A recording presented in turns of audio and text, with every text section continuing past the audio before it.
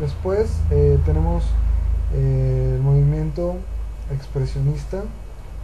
Y vaya, el expresionismo surgió en Alemania a principios del siglo XX y los artistas expresionistas defendían pues un arte más personal e intuitivo, donde predominase la visión interior del artista, la expresión frente a la plasmación de la realidad, ¿no? De la impresión, con sus colores violentos, que fue lo que predominó, fue el común denominador de las obras de arte pictóricas del expresionismo, que intentan retratar lo que serían pues la soledad, la miseria. El expresionismo reflejó la amargura que invadió a los círculos artísticos e intelectuales en Alemania antes de la guerra, así como pues en la Primera Guerra Mundial, el periodo entre guerras. Esa amargura provocó un deseo de cambiar la vida, de cambiar este, esta corriente, de buscar nuevas dimensiones a la imaginación y de renovar los lenguajes artísticos. Esto iba muy ligado a lo que sería la vida social, la vida política. Y el expresionismo defendía la libertad individual, la permanencia de la expresión subjetiva, el irracionalismo, el apasionamiento y los temas prohibidos que hasta eso entonces habían sido pues prácticamente vetados y no se les daba lugar a la libre expresión. Ahora aprovechaban para hablar de temas pues como, como demoníacos, o podría ser sexuales o morbosos, eh, vaya, de diferentes índoles para como método, ¿no? De igual de rebeldía.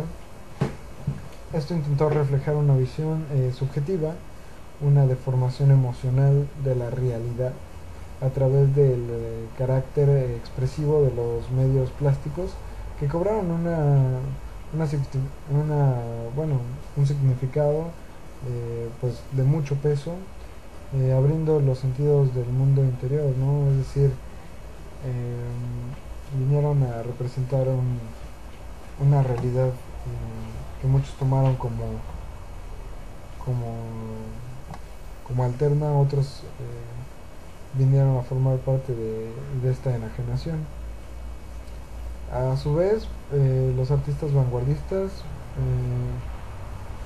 buscaban integrar el arte con la vida, con la sociedad, hacer de su obra una expresión del inconsciente colectivo de la sociedad que representaba.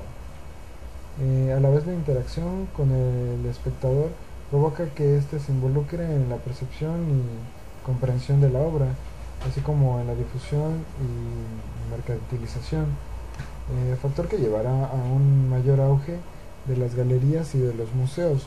Y esto es muy importante porque entonces los artistas van a venir a proponer filosofías y puntos de vista que la gente está dispuesta a tomar, dispuesta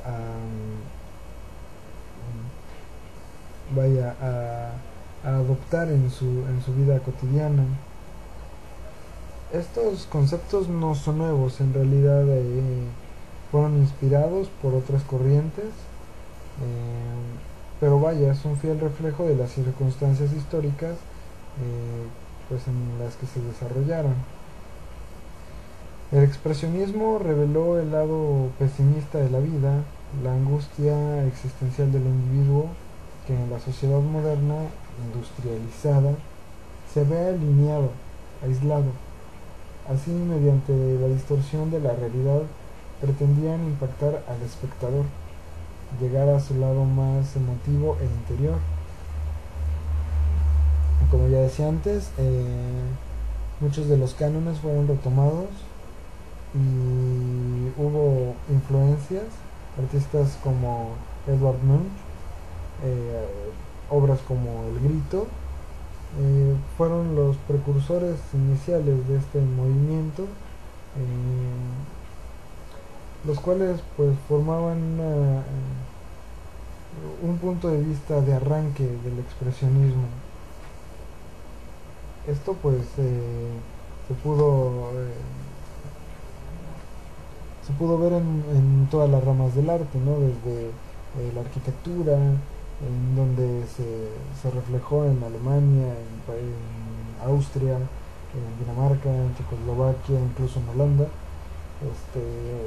Incluso los materiales fueron de mucha importancia porque daban al artista toda la posibilidad de crear y de hacer esta obra didáctica, y en los edificios se notó en sus formas biomórficas que se estilaban en aquel tiempo, por esta corriente obviamente. Muchos arquitectos expresionistas combatieron en la Primera Guerra Mundial, es decir, su experiencia combinada con los cambios políticos y sociales producto de estas circunstancias bélicas, pues dieron lugar a las perspectivas utópicas y un programa pues socialista romántico. Claro que en otras ramas del arte, como la pintura, pues había elementos repetitivos en algunos casos, como pues más bien como característicos de las obras de arte expresionista, como son el color, el dinamismo y el sentimiento. Lo fundamental para los pintores de principio de siglo no era reflejar el mundo de manera realista y fiel, justo lo contrario que los impresionistas, sino sobre todo expresar el mundo interior. El objeto primordial de los expresionistas era transmitir sus emociones, sus sentimientos más profundos. Esto obviamente se vivió en la literatura también, expresionista, y aparecen en ellos temas destacados como la guerra, la urbe, el miedo, la locura, el amor, el delirio, la naturaleza y la pérdida de la identidad individual, entre otros. Obviamente estos cánones, estas filosofías fueron tomadas pues no solo por la pintura, sino por todas las ramas del arte, ¿no? Ningún otro movimiento hasta la fecha había apostado de igual manera por la deformidad, la enfermedad, la locura como el motivo de sus obras. Los escritores expresionistas criticaron la sociedad burguesa de su época, el militarismo, el gobierno autoritario, la alineación del individuo en la era industrial y la represión familiar, moral, religiosa, por lo que sentían vicios, se sentían solos, hastiados, expresando sentimientos y emociones más que impresiones sensitivas.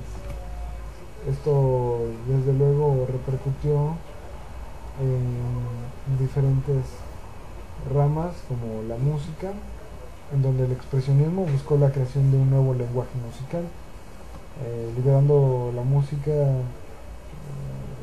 con las notas que fluyeran libremente, sin intervención del compositor. En la música clásica, la armonía jugó un factor muy importante, y compositores como Wagner pues dieron real importancia a la sonoridad, a la intensidad de este elemento, justamente para representar esta escala emocional, y buscaban a veces salirse de los esquemas tradicionales que se proponían hasta entonces, ¿no? Buscando una alternativa a los nuevos elementos.